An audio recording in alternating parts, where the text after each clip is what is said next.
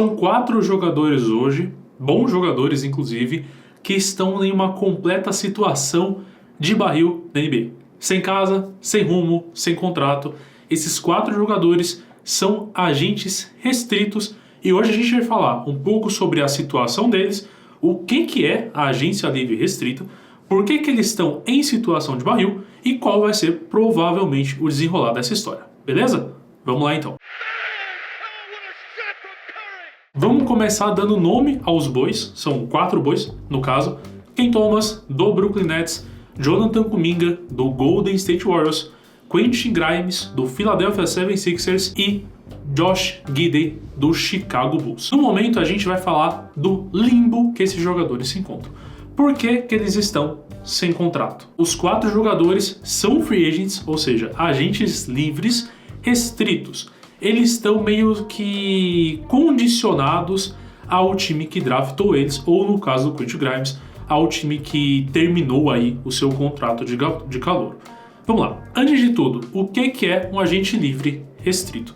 É basicamente um rookie, né? Um novato, que ele foi draftado, passou os seus 4 anos de contrato de calouro, que por padrão é o tempo de um contrato de calouro da NBA. São 2 anos meio que obrigatórios, mais 2 anos de team option, né? Que o clube vai exercer ali a opção de continuar ou não. Passou esses 4 anos e eles ainda não renovaram com o time. Não renovaram nem no 3º ano, quando eles já são elegíveis a uma renovação, e eles ainda também não renovaram nesse 4º ano. Isso não é o suficiente para eles se tornarem um agente livre restrito. Para eles entrarem nessa condição, o time que draftou eles, vou usar um exemplo, no caso do Brooklyn Nets, o Ken Thomas, que é o jogador, o Nets teve que fazer uma oferta qualificada ao jogador, que é basicamente 1 ano de contrato, sendo esse contrato de 1 ano 135% do salário que ele recebeu na última temporada, ou seja, no seu 4º ano de calor. Essa oferta qualificatória torna ele um agente livre restrito. O que é um agente livre restrito? Ele pode negociar com outros times, vamos voltar no caso do Ken Thomas. Ele pode negociar um novo contrato com o Celtic, sei lá, com o Miami Heat. O Miami Heat pode fazer uma proposta por ele, sei lá, 30 milhões, 2 anos, 60 milhões, 2 anos, vamos colocar assim. E o Nets, ele tem a opção de igualar esse contrato em todos os seus termos, não só em valores, mas igualar a oferta. E aí o Ken Thomas, ele meio que é obrigado a assinar com o Nets. O time que draftou ele, ou basicamente o time que estava com o jogador no seu último ano de contrato de calouro, tem essa preferência, vamos dizer assim, de assinatura do contrato. Normalmente, os bons jogadores em contrato de calouro não chegam na free agency restrita, porque o time já viu que ele é um excelente jogador, e aí no 3º ano, quando eles já têm a opção de renovar, eles vão e fazem isso, que é o caso do Paulo Banchero. Nessa temporada, ele ainda vai estar recebendo ainda vai estar recebendo salário do seu contrato de calouro, mas a partir da temporada que vem, ele já começa ali com a sua extensão máxima, recebendo, se eu não me engano, uns 45 milhões por ano, que tá excelente. Não foi o caso de acontecer essa renovação para esses 4 jogadores. No caso do Jonathan Kuminga, por opção própria, o Golden State Warriors, segundo fontes, ofereceu ano passado uma extensão de contrato de 2 anos para ele. Ele recusou porque achou a oferta baixa, tanto em tempo de contrato quanto em valor, apostou no seu 4º ano e bem, está aí numa situação de limbo inacreditável. Mas se eu falei que eles são bons jogadores, por que nenhum outro time fez uma oferta por eles? E por que o Golden State Warriors, por exemplo, no caso do Jonathan Kuminga, já não fechou o contrato direto com ele? Bem, tem alguns fatores aí e eu vou começar falando pelos fatores que afetam os 4 jogadores. O primeiro deles é as questões que envolvem o novo acordo da NBA, ou basicamente as novas regras salariais. Os times estão muito mais receosos em pagar altos valores ou darem contratos longos a jogadores que eles não têm certeza que vai funcionar muito bem no elenco. No final das contas, é um exemplo mais ou menos de casa. Se você é demitido, você está recebendo seu seguro-desemprego, você não tem noção de quando é que você vai ser contratado de novo, você não sai gastando com besteira. Ou pelo menos isso é o que eu espero que você faça, né? Enfim, às vezes você vai gastar com besteira, Mas no final das contas, os times não querem gastar dinheiro sem ter certeza. E esses jogadores, apesar de serem bons jogadores, eles não têm tanta... Eles não conseguiram se provar ainda de fato, provar seu valor. Pelo menos não conseguiram provar o valor que eles estão pedindo. O cenário para esses caras hoje são basicamente dois. Ou eles aceitam uma renovação curta e provavelmente desvantajosa para o que eles estavam pensando e também pensando no todo como atleta, ou eles assinam a oferta qualificatória, recebem muito menos até do que esse possível contrato, né, porque é só 125% do último salário. No caso do Cam Thomas, por exemplo, seria 6 milhões para um ano.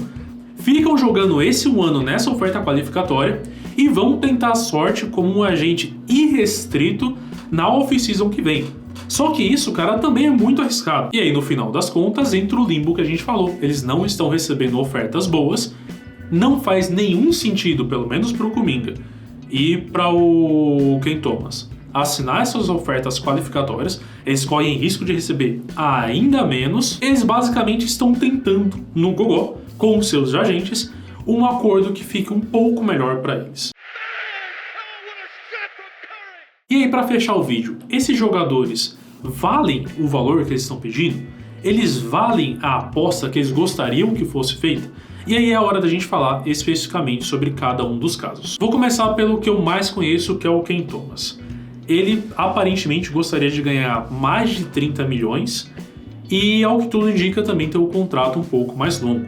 Ele fala que ele pontua muito bem, que ele tweetou inclusive que não foi a responsabilidade dele o fato do Nets ter ido mal no ano passado, porque ele também não pode controlar o general manager. Quando ele estava jogando, o time estava indo bem, não tinha feito as trocas ainda. Isso é em partes verdade, mas também não é uma total verdade, que não é de responsabilidade dele, né? Disponibilidade também é uma qualidade. Não é a primeira vez que ele sofre uma lesão na carreira. E vamos lá, nós estamos falando de 4 anos na NBA. Eu tava aqui falando de um cara que tem 4 anos na liga, que ele ainda tem questões a evoluir, deixa muito claro que não é um cara 100% confiável. No caso do Cam Thomas, eu acho que ele sim tinha que abaixar o valor que ele tá pedindo, porque simplesmente não faz sentido. Simplesmente não faz sentido. Ele é um cara que ainda não se provou o suficiente. Nossa, mas ele tem X jogos de tantos pontos. Ele foi muito bem no ano passado. Ele não se provou ainda conseguir se manter saudável por uma temporada inteira. E, principalmente, ele não conseguiu provar que esse volume de pontos que ele faz consegue traduzir em vitórias. Tá? NBA não é só fazer ponto, principalmente nos dias de hoje. Para ser só fazer ponto, você tem que anotar 50 pontos por jogo e olhe lá, às vezes nem isso vai ser o suficiente se você fizer basicamente só isso, que é uma das principais reclamações que eles têm sobre o Cam Thomas. Vou fazer uma defesa ao jogador também, tá? Ele melhorou muito na última temporada em relação a isso. Ele não é mais um jogador que só sabe fazer ponto. Só que, de novo, estamos falando do 4º ano dele, tá? Não é um Rocket, ele não tá no 1º ano da liga, ele não tá no 2º. Então, eu não acho que faça sentido ele pedir tudo isso, tá? Em outros tempos ele mereceria esses 30 milhões. Nas regras atuais, sinceramente, eu acho que não faz sentido. Agora, o que eu faria se fosse ele, fecharia um contrato curto. Aceitaria numa boa um contrato curto, porque daí você vai ter seu tempo de se provar. Você não garante que você é bom? Garante aí um contrato de 2 anos, não faz a oferta qualificatória, porque ela é claramente horrível, pega um contrato mais curto, se prova e aumenta muito seu valor no próximo contrato, cara. Eu acho que no caso do Cam Thomas é a melhor opção. O caso do Jonathan Kuminga, eu já adianto que para mim é o que faz menos sentido, beleza? O Golden State Warriors claramente não quer contar com ele. Isso ficou claro pra gente no final da temporada passada. E eu me pergunto, se você não vai contar com o jogador, pra que fazer oferta qualificatória? Pra que tornar ele um agente livre restrito? Assim, não acho que faz sentido. Eu entendi o fato dos Warriors querer ganhar com isso algumas outras questões mercadológicas, fazer um sign trade e etc. Mas sinceramente, cara, tá dando muito pano pra manga, tá travando as negociações dos Warriors. Golden State Warriors que não fez nenhuma movimentação nessa off-season, certo? Então ainda tá com essa questão para resolver. Provavelmente é uma das questões que está impedindo o time de se movimentar um pouco mais ou não, por conta das regras salariais.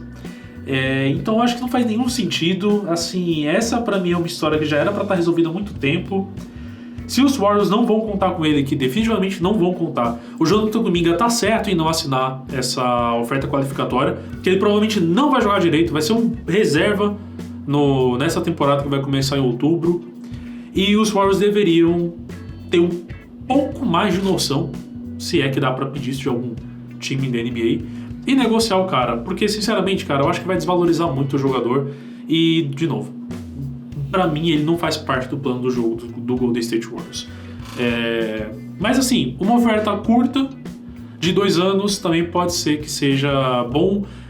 No caso do Jonathan Kuminga, eu acho que é um pouco pior, porque ele sabe que ele vai ficar no banco caso ele assine com os Warriors, a não ser que ele tivesse uma garantia muito boa que ele ia ter uma minutagem grande, aí eu assinaria também.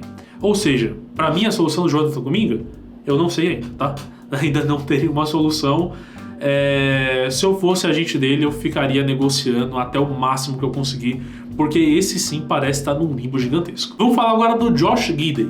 Cara, esse provavelmente vai ter a melhor resolução entre os 4 que eu falei.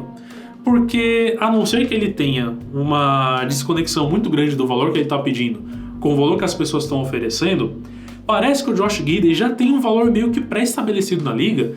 E se ele for coerente, né? Se ele tem um pouco da noção do lugar dele em quadra, eu acho que ele vai conseguir ali seus 20 milhões de dólares, 18 milhões de dólares, acho que 20 é o mais justo por ano, e talvez até em um contrato longo, tá? Saiu no The Athletic também uma matéria falando sobre a resposta de 14 executivos da NBA, que eles projetavam mais ou menos quanto eles achariam justo pagar no Josh Giddey, e a maioria também sugeriu contratos longos. Ou seja, ele claramente tem um posicionamento para a liga. A liga tem um perfil em que ele se encaixa bem.